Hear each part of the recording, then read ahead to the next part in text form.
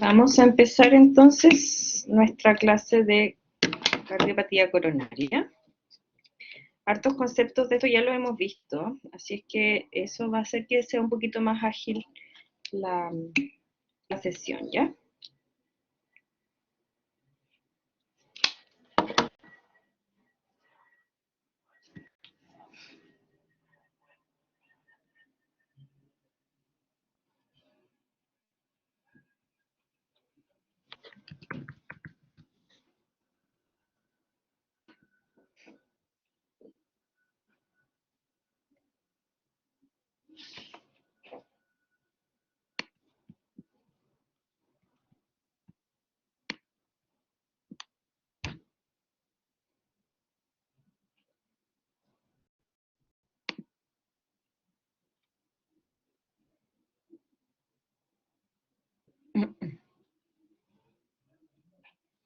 Y ahí se va a enviar, lo dejé enviando, ¿ya?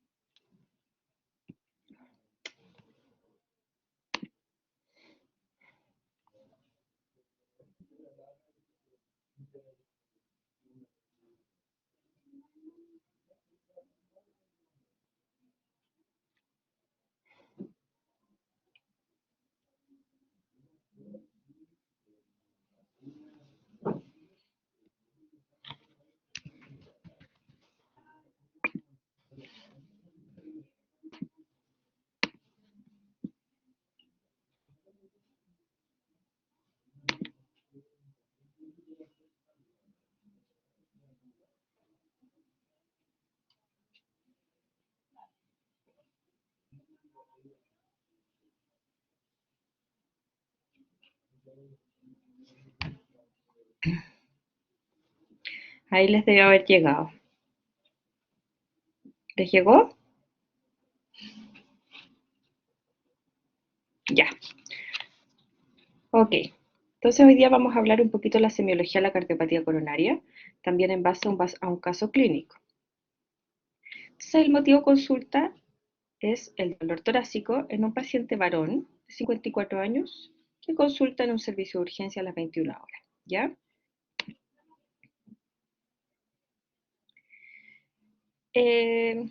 Bueno, como ustedes saben y como ya les hablé un poquito en la clase de semiología, en la parte de dolor torácico, el dolor torácico es súper frecuente, ¿ya? En los pacientes que consultan tanto en el servicio de urgencia como en una consulta ambulatoria, ¿ya?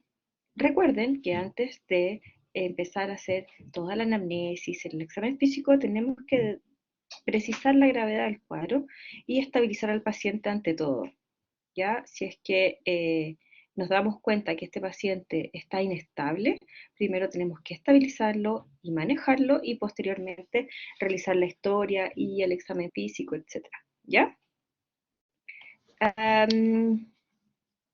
Y acá es crucial el electrocardiograma. ¿Cuáles son los objetivos de la entrevista? ¿Ya? Una vez que nos dimos cuenta que este paciente está estable, ¿ya?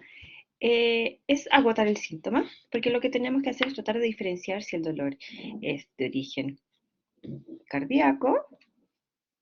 Espérenme que acá se me abrió algo, no sé qué le pasó a esto. Ahí sí. Si es de origen cardíaco o si es extracardíaco, tratar de evaluar de qué órgano o de qué sistema pertenece el dolor y obviamente valorar la gravedad del cuadro. Como yo les dije, hay 5 o 6 patologías que pueden poner en riesgo la vida del paciente. Y esas son el síndrome coronario agudo, el tromboembolismo pulmonar, el neumotórax a tensión, ¿verdad? El taponamiento cardíaco, ¿qué me falta? La rotura de víscera hueca, la rotura esofágica y me falta uno. Me falta la disección aórtica, el síndrome aórtico agudo, ¿ya?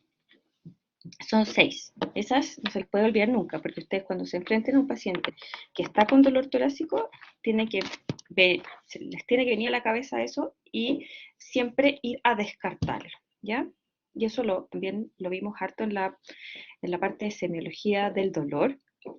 Habían como ciertos tips que nos ayudaban, ¿ya? Pero ahí la sospecha es súper importante. Javiera.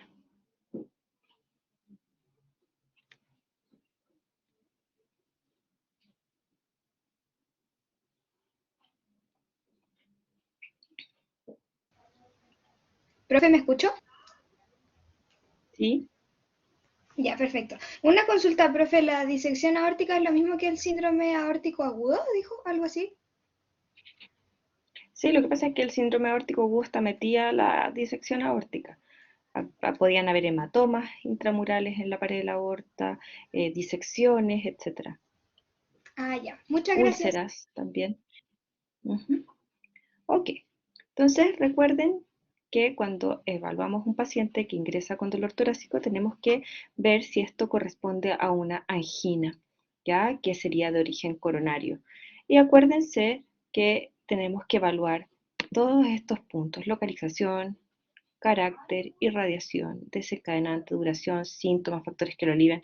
Y acuérdense siempre de los equivalentes anginosos. Por eso la cosa no es tan fácil.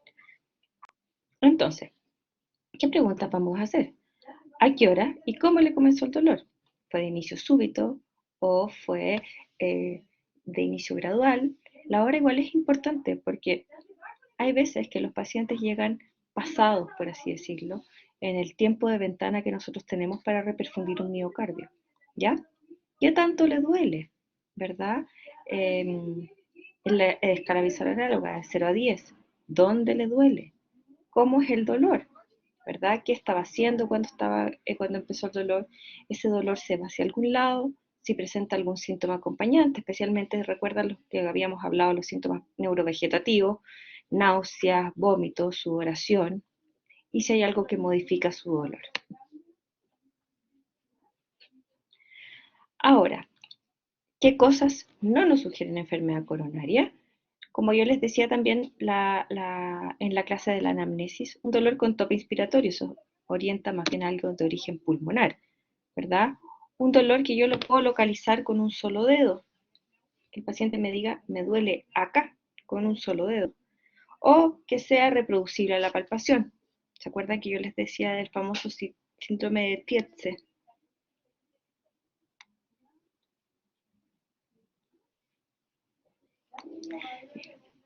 O que sean episodios de dolor de corta duración. Típico el paciente dice, ay, me duele como una puntadita, me duele y se me quita.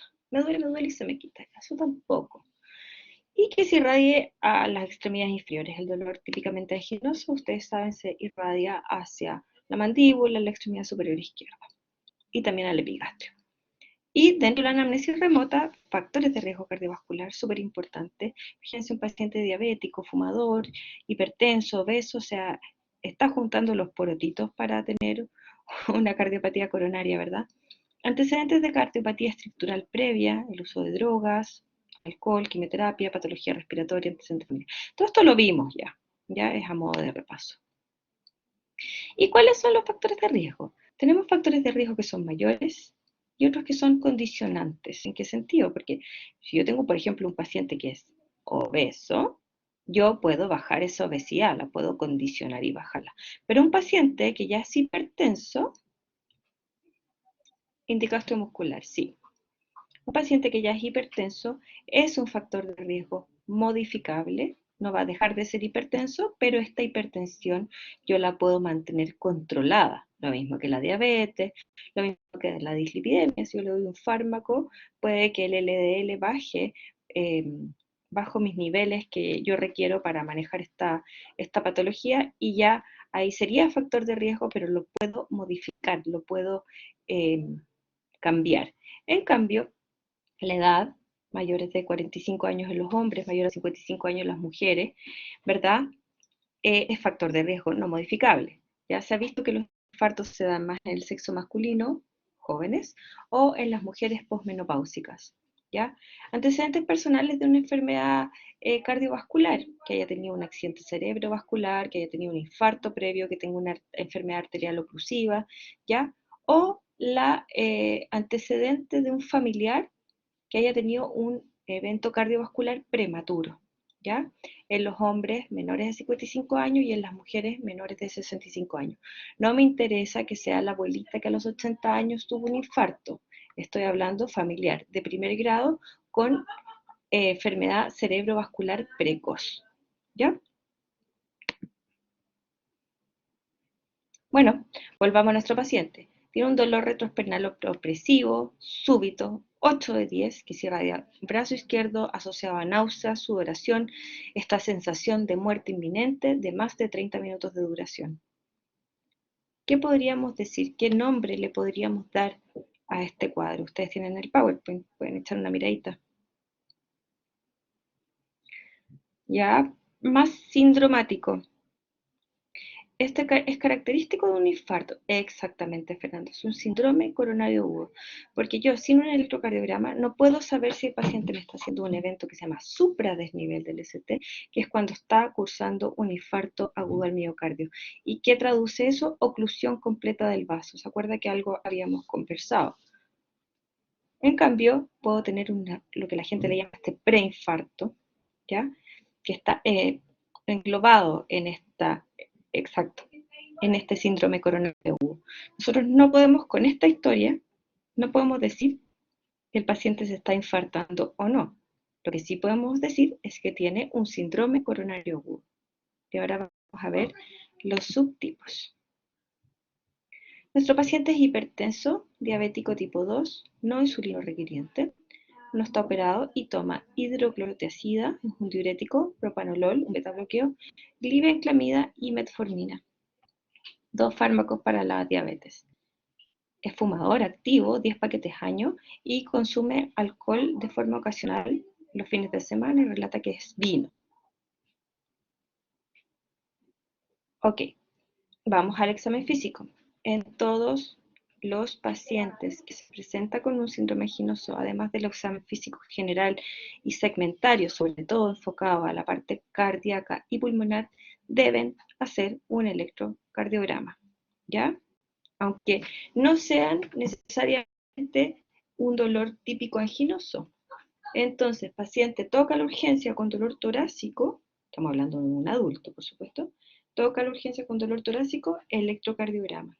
Eso lo sabe hasta el técnico paramédico. Ustedes casi que no se lo tienen ni que solicitar, ¿ya? Le van a decir, doctor, en el box tanto hay un paciente con dolor torácico, ¿verdad? Puede ser típico o atípico, y ya se le tomó el electrocardiograma. Mientras le toman los signos vitales, le van poniendo los electrodos, ¿ya?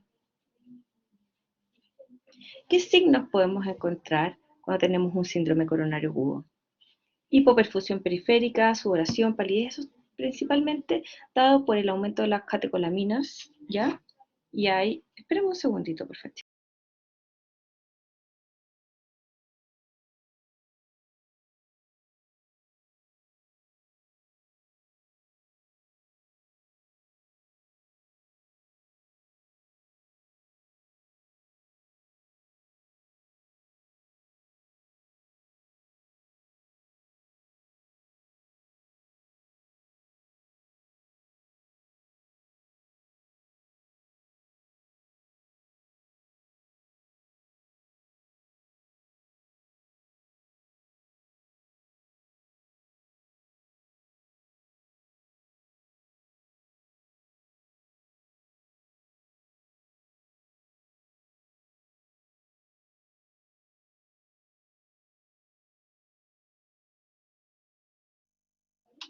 Ya, disculpen.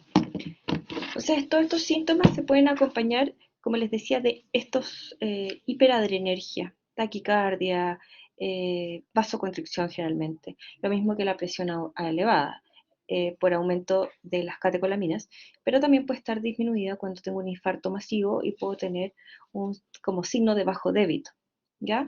El pulso arterial va a estar normal o pues puedo tener esta taquisfigmia, ¿se acuerdan?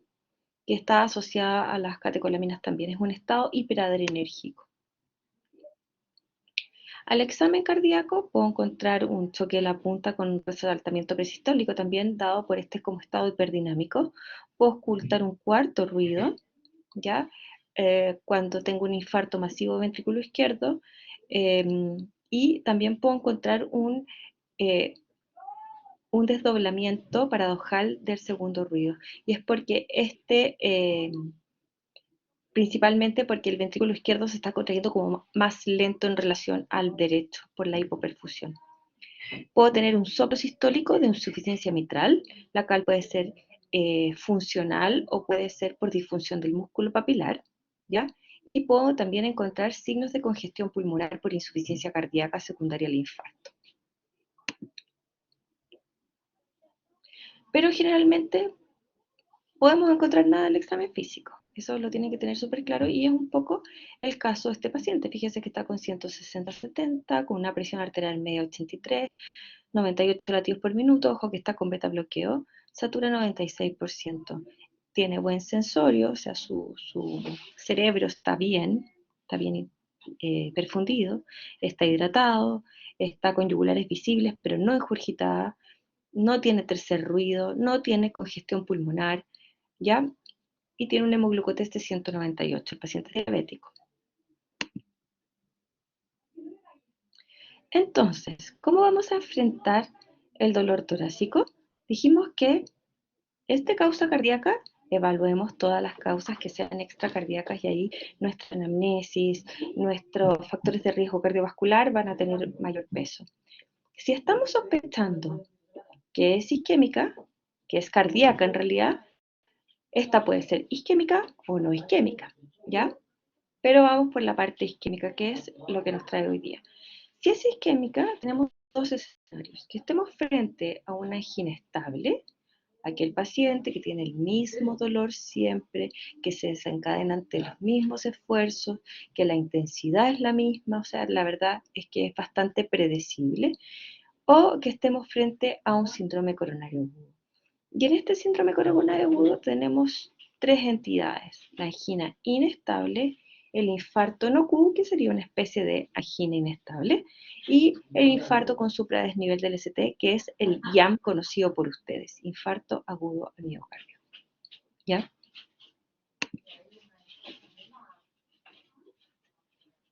Entonces, la cardiopatía coronaria es todo el espectro de enfermedades que se deben a disminución del flujo arterial coronario, ¿ya?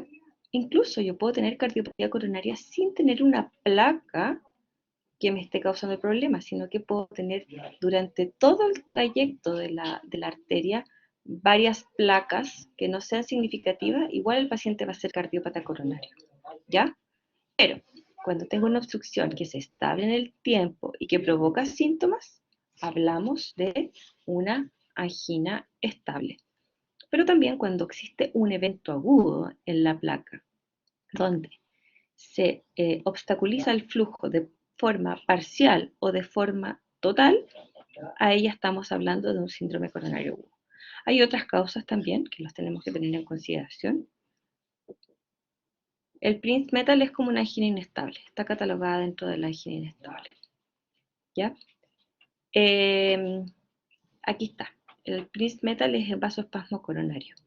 Anemia severa me puede dar un infarto tipo 2, miocardiopatías también. Acuérdense que hablábamos que cuando está la hipertrofia, de repente el riesgo coronario no es suficiente. La presencia de taquiarritmias también puede causar aumento del consumo. Angina microvascular, esto que yo les decía, que no necesariamente tengo una placa grande que me esté obstruyendo el flujo, sino que mis coronarias están llenitas de placas, ¿ya? Vasoespasmo coronario y consumo de sustancia. Ok, y esto también lo vimos, el dolor precordial opresivo siempre va a estar, en la angina estable siempre va a estar desencadenado un poco por lo mismo, por el mismo esfuerzo o el mismo nivel de estrés, es breve, se alivia el reposo o con los nitratos, ¿verdad? Y es el típico dolor anginoso, retroesternal, opresivo, irradiado al brazo izquierdo, la mandíbula del cuello, etc. Y si cumple tres criterios, ¿verdad? Se considera angina típica, ¿ya? La diferencia de la angina estable con la inestable es esta. Que acá estamos frente a otro escenario clínico, ¿ya? Por ejemplo, si yo tengo una angina de reciente comienzo, menos de un mes el paciente tiene angina que parece ser estable, pero tiene menos de un mes, nosotros podríamos catalogarlo como un cuadro clínico de angina inestable, ¿ya? Y obviamente hay que ir a descartar. O un ángulo progresivo, por ejemplo, cuando el paciente tiene, ante el mismo esfuerzo, el paciente hace un cuadro de crisis dolorosa, ¿verdad? Pero esta se empieza a perpetuar más en el tiempo, o empiezan a ser más frecuentes, o el esfuerzo que se desencadenaba antes empieza a ser más mínimo, ¿ya? En la angina postinfarto también es un cuadro de angina inestable. Todos estos traducen algo agudo, acuérdense. Y acá hay hasta un mes después de un infarto, ¿ya? Angina de Prinzmetal, lo que nos decía su compañero Fernando, ¿ya? Eh, es súper difícil, la verdad, hacer la diferencia entre una angina de Prinzmetal así como por la clínica, ¿ya? Generalmente, cuando queda la duda diagnóstica, se hace una coronariografía igual y ahí se observa el vasoespasmo, ¿ya? Generalmente ahí se presenta el cuadro como una angina inestable, pero con coronarias sanas, ¿ya? Un síndrome coronario intermedio. Hay crisis dolorosas sucesivas prolongadas en reposo. Y una isquemia aguda prolongada, una crisis única de dolor de 20 a 30 minutos, pero con alteraciones que pueden durar 24 horas a más. De todo esto que les estoy hablando, ¿qué es lo importante? Yo diría que las primeras 4, que sepan diferenciar lo que es una angina estable de lo que es una angina inestable. Angina estable, un cuadro crónico, oclusión de un vaso de una placa fija, ¿verdad? Angina inestable, un vaso con una placa que está inestable, como dice la palabra, y el manejo es distinto. ¿Cuáles son manifestaciones atípicas, pero que uno tiene que tener presente en un paciente que de repente tiene más mal paño vascular o que están averiados? Síncope, debilidad o fatiga de causa no clara, disnea, palpitaciones o taquicardia y estos síntomas neurovegetativos. Es súper importante, por ejemplo, ahora yo tengo una paciente hospitalizada, me acaba de llamar la enfermera, para decirme que una señora que en realidad está con una disnea importante, eh, que le tomé enzimas cardíacas, le salieron alteradas, ¿ya? Y podría haber sido perfectamente un equivalente anginoso, la disnea que ella presenta, ¿ya? Así que, ¿cuál hay que tomarle electrocardiograma y evaluar, ¿ya? Es importante entonces que tengan, sobre todo en mujeres, adultos mayores y diabéticos, ¿ya? Equivalentes anginosos o que nos hacen sospechar. Ok, entonces, dolor torácico, coronario principalmente, va a ser opresivo, asociado a esfuerzo, de duración leve y que al paciente le da con cierta estabilidad, es una angina estable.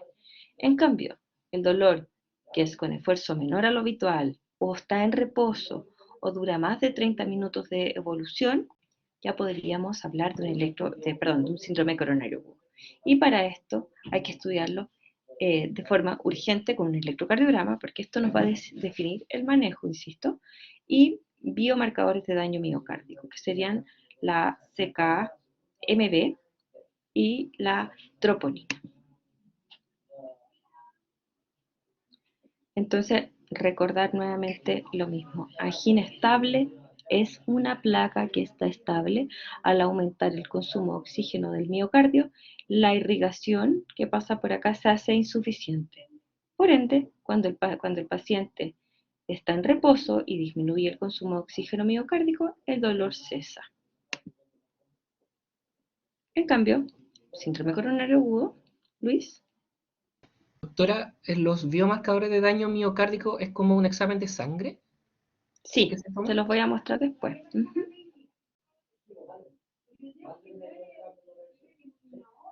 En cambio, acá hay una obstrucción coronaria en una placa que está inestable, que se forman coágulos, que hay fenómenos protrombóticos en este lugar. Y esto puede disminuir el flujo, que sería por ejemplo, en el caso de una angina inestable, o puede ocluir el flujo totalmente, como es el caso de un infarto agudo del miocardio, que sería este caso. La misma fotito que les puse en la clase anterior, ¿ya?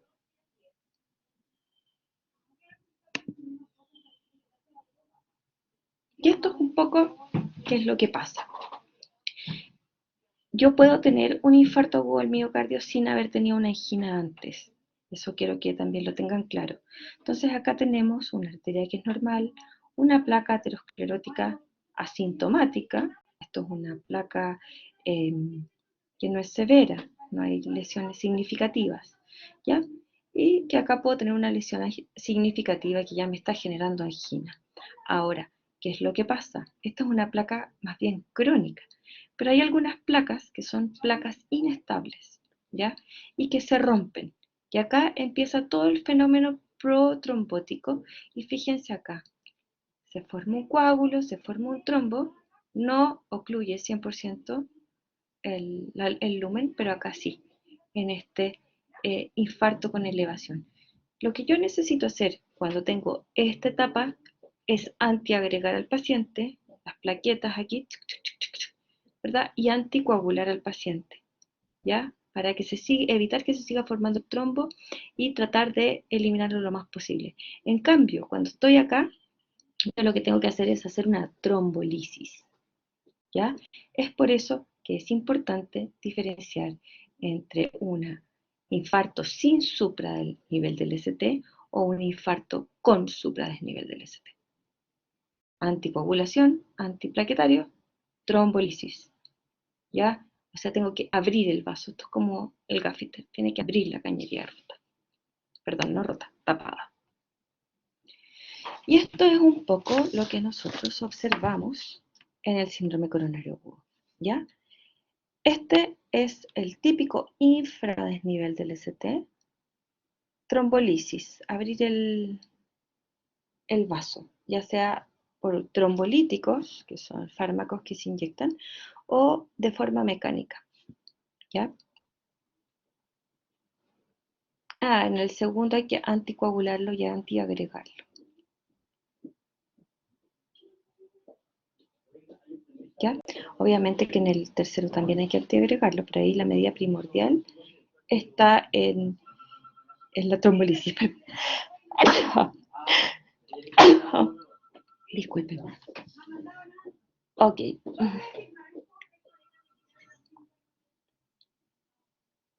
Sí, también hay que antiagregar, pues acuérdense que eso lo dan en la tele, que uno se tiene que tomar la aspirina de 500 cuando tiene dolor al pecho y piensa que es un infarto, ¿ya?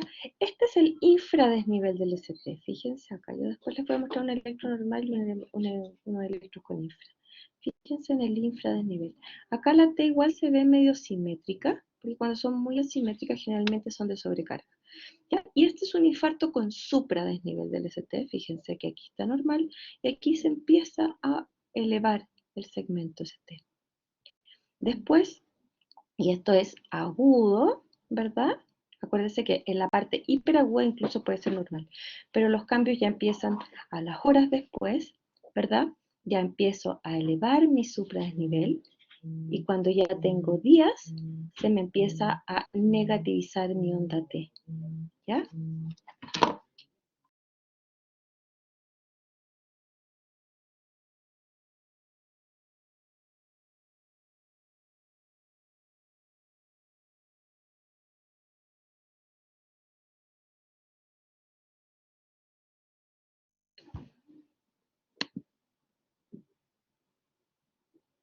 Entonces, dolor típico, factores de riesgo cardiovascular. Usted sospecha síndrome coronario agudo, electrocardiograma y biomarcadores de daño miocárdico. Ojo que me pueden salir negativos. Muchas veces lo importante es la evolutividad en las muestras. Se normaliza el ST, pero queda una Q. ¿Se fijan? Porque la onda pasa por el segmento muerto y hay una Q, pero el resto del ventrículo ya se polariza bien, ya no hay alteración de la repolarización, hay un pedazo, pum, se da muerte. onda Q. Onda Q indica infarto antiguo. ¿Ya?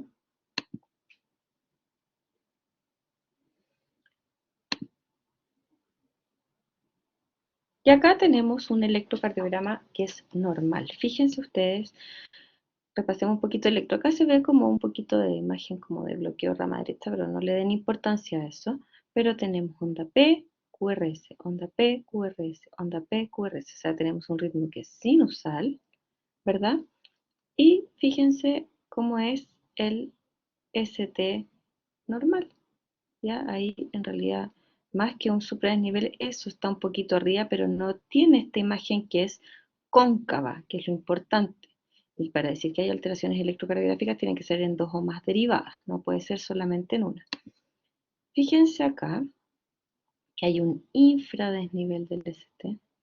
¿Lo ven? En 3, en 4 derivadas y acá ya no está. Este es un ritmo que está irregular y incluso se ve como si fuera un flutter. 2, 3, 2, 3. Eso lo vamos a ver después, pero para que lo tengan presente. Entonces acá yo tengo un infradesnivel del ST. ¿Se fijan la diferencia? Acá ya hay un fenómeno que puede ser isquémico. Hay alteración de la repolarización secundaria a isquemia. ¿Ya? Esto aún no es transmural. Todavía es epicárdico, todavía está por fuera.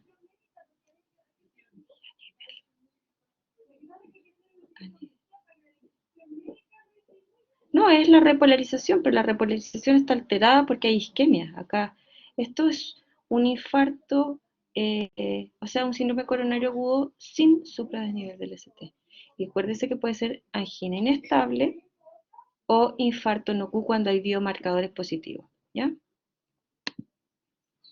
Y acá fíjense el ST que está hacia arriba totalmente, miren. Y es cóncavo, no es como eso que vimos antes, ¿se fijan? Acá hay una onda T que está negativa, un pequeño supra, y acá supra y supra. Y ahí, miren acá, infradesnivel, es la imagen en espejo. ¿Ya?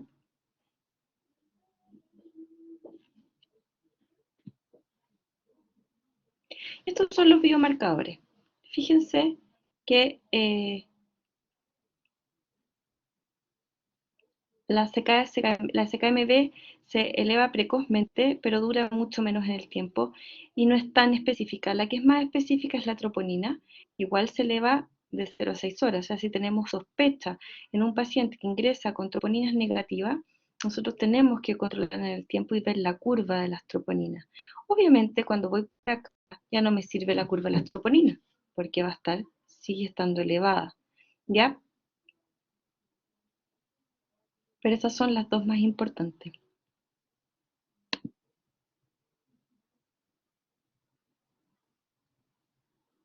Qué feo esto. Bueno, ustedes lo tienen. Javiera.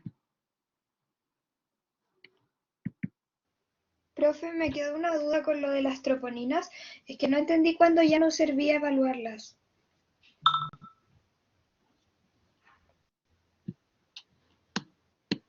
Acá, mira. Si yo estoy acá a las 12 horas, yo sé que voy a tener, si las tengo elevadas, yo sé que las voy a tener elevadas desde las 12 a las 36 a las 34 horas. Y recién ahí empieza la curva de descenso. Entonces, si yo las evalúo acá y están elevadas, no saco nada elevándolas midiéndolas cada 3 horas porque ahí va a estar siempre elevado. Entonces no me sirve tanto, por ejemplo, para pensar que el paciente se reinfartó, ¿ya? Pero sí cuando la curva ya viene en descenso y si se pega a otra subida, ¿ya? Pero generalmente las troponinas van a estar bien altas acá, ¿ya?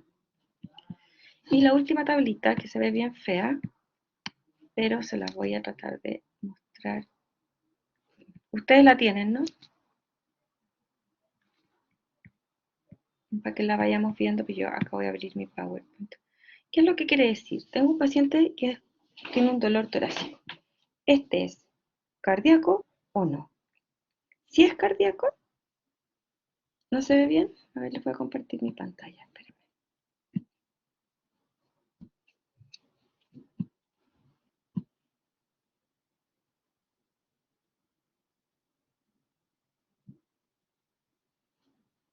Me deja.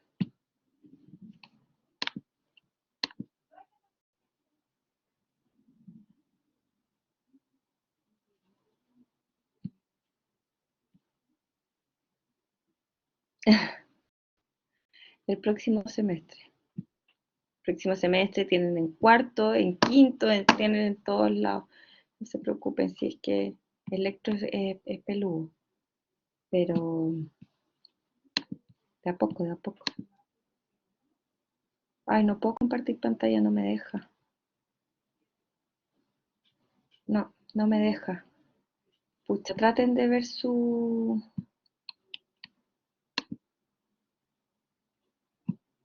A ver acá. Ahí. ¿Ven? ¿Ven o no? Sí. Ay, espérenme que no veo. No los veo a ustedes entonces ahora. Con micrófono, ¿alguien me puede decir que no veo? No veo el chat. No, Profe, no profe, se no, ve. no se ve. ¿No se ve? Ya. Entonces volvamos a compartir nomás el archivo y vean lo de su PowerPoint.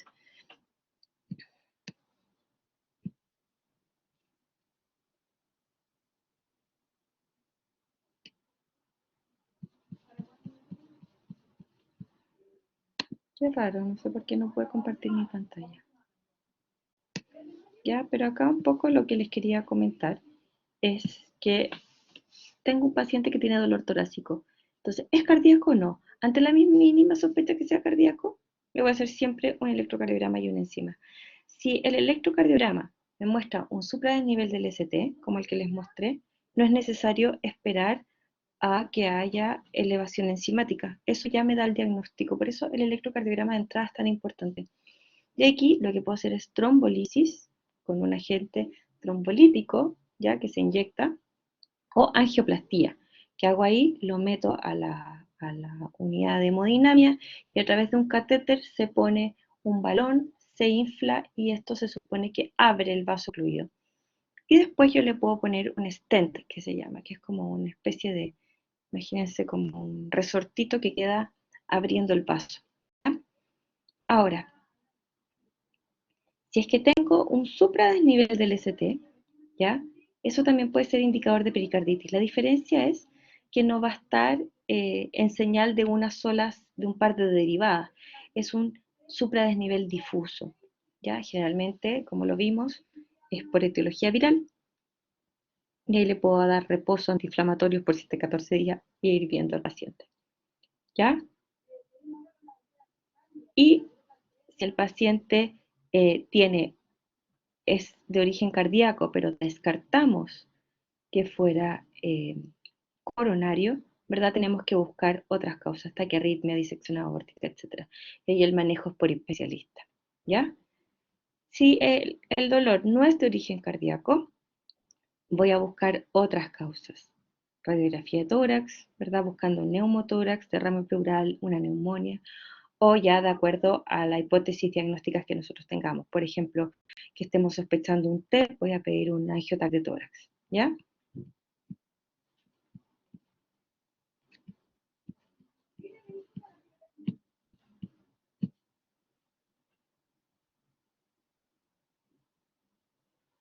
La pericarditis que se ha visto, sí, la misma.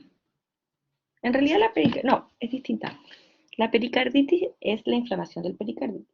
Puede ser de distintas causas. Puedo tener hasta pericarditis por tuberculosis, ¿ya? Pero en este caso específico generalmente es por pericarditis viral, ¿ya? Ahora, la reacción adversa a las vacunas te puede dar cualquier cosa, ¿ya? No me diga que es antivacuna, doctor.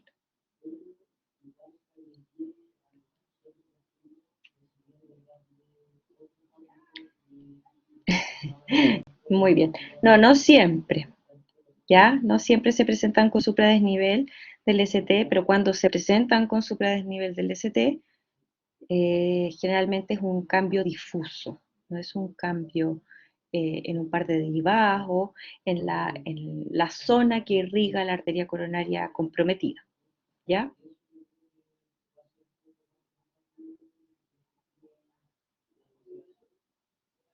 ¿Dudas? ¿Preguntas? Esto era muy fácil. Esta clase fue muy fácil, pero porque ya habíamos visto casi todo, ¿o no?